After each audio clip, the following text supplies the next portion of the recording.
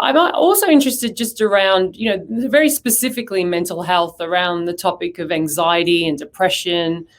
And, again, it's great to have this conversation around well-being. And sometimes my experience of working with companies is they do sometimes miss this layer of how to really bring some of these, what we call, these are very highly stigma-related labels, aren't they, to have depression or to have anxiety, and perhaps, when you walk into a room, you can notice when people perhaps potentially are suffering from these things. And how do you facilitate that in the best way? How do you really get people to speak up about things like anxiety and depression and anything else that sits under these labels per se?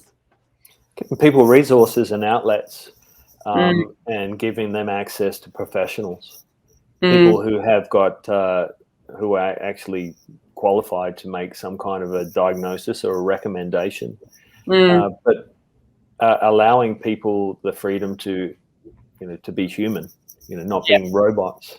Just acknowledging the fact that this has been a very stressful time and it has taken its toll on people. And if people are working at a slightly different pace or they're not performing at their normal level, it's not.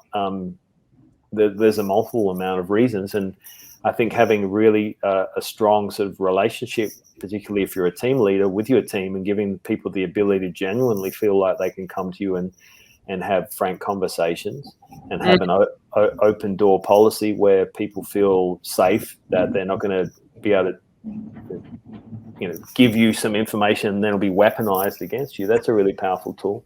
So creating sort of a really very human environment, with the team, letting people know that you're there pulling for each other, and sometimes you're you need to take a breath, take a beat.